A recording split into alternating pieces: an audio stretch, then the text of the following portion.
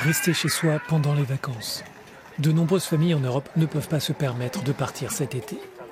Les piscines de proximité, comme ici en Belgique, pourraient devenir la seule sortie estivale.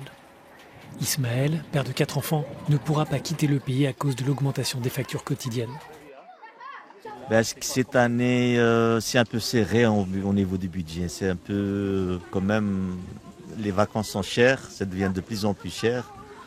Et donc pour partir en vacances, il faut quand même une bonne 5 000 € minimum, quoi.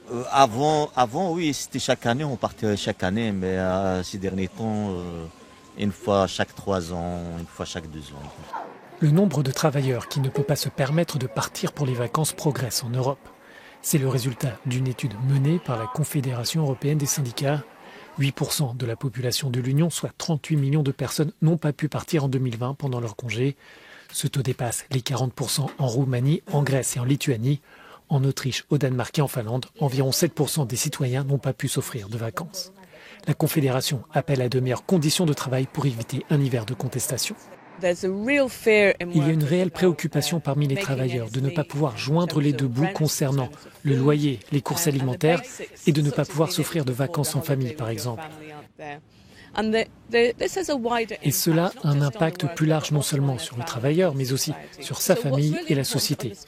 Ce qu'il faut vraiment comprendre, c'est que les travailleurs sont très frustrés et que cette frustration va se répercuter dans la rue et cela va se retrouver dans les décisions politiques. Un changement s'annonce cependant difficile. Toutefois, l'augmentation des prix ne remet pas en cause les projets de vacances de tous les Européens. Des milliers de personnes prennent la route et l'avion. Après les confinements, le besoin de s'échapper reste fort.